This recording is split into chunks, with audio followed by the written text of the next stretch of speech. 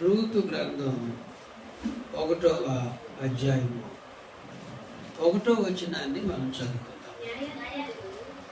న్యాయాధిపతులు ఏలిన దినములయందు దేశములో కరువు కలగగా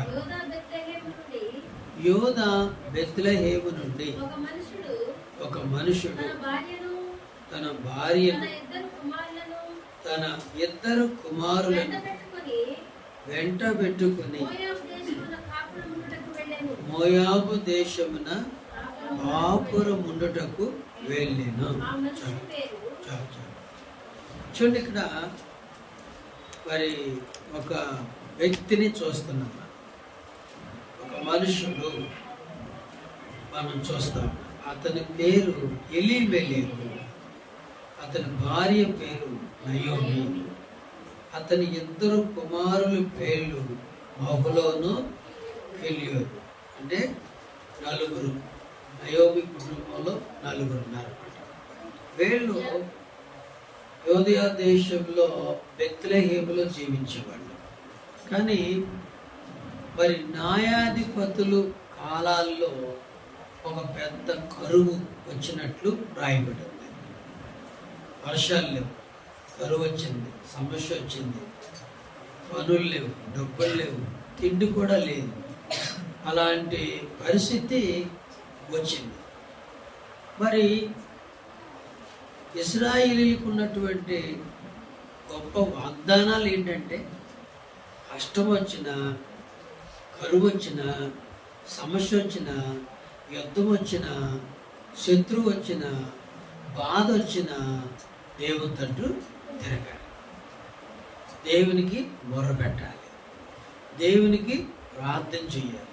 ప్రార్థన చేసి దేవుని సహాయం కోసం కనిపెడుతూ ఉండాలి. అప్పుడు దేవుడు ఏం చేస్తాడు? తప్పనిసరిగా వారి సమస్య నుండి, వారి కరువు నుండి, వారి యుద్ధము నుండి, వారి ఇరుకు నుండి వారిని తప్పనిసరిగా విడిపిస్తాడు ఆయన. హల్లెలూయా. కానీ ఇక్కడ నయోమి ఏం చేస్తా ఉంది? కరువు వచ్చినప్పుడు నయోమి ఏం చేస్తుందంటే, దేవునికి ప్రార్థన చేయటానికి బదులు, దేవుని మీద ఆధారపడటానికి బదులు, దేవుని తట్టు తిరగటానికి బదులు ఆమె బెత్లెహేము ప్రాంతాన్ని విడిచిపెట్టి వేరే దేశానికి వెళ్ళిపోవడానికి సిద్ధపడింది. ఎందుకంటే కరువు ఉంది. మరి ఆ ఊర్లో నయోమి కుటుంబం ఒకటే ఉంది, ఇంకా కుటుంబాలు ఉన్నాయా?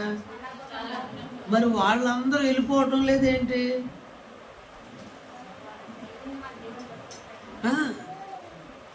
వాళ్ళందరూ దేశం విడిచిపెట్టి వెళ్ళిపోవటం లేదేంటి?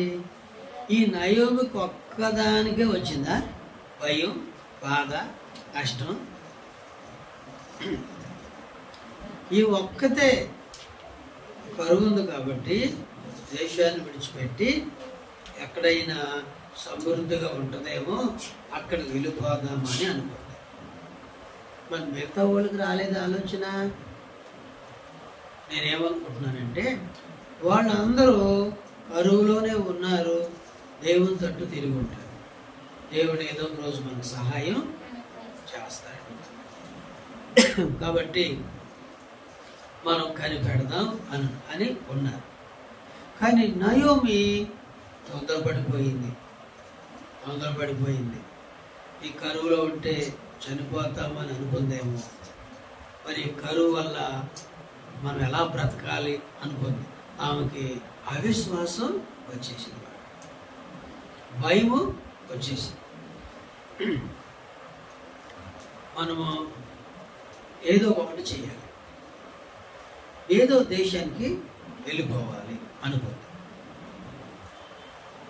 మరి ఏమన్నా ప్రార్థన చేసిందా? ప్రభువా, ఈ కరువు వచ్చింది కదా, మరి ఈ కరువులో నన్ను ఏం చేయమంటావు ప్రభువా? నేను ఏదైనా ఊరు వెళ్ళిపోవాలనుకుంటున్నాను, నన్ను వెళ్ళమంటావా ప్రభువా? కొన్ని ఇక్కడే ఉండమంటావా ప్రభువా? ఇక్కడ ఉంటే నువ్వు ఏదైనా కార్యం చేస్తావా? మమ్మల్ని దర్శిస్తావా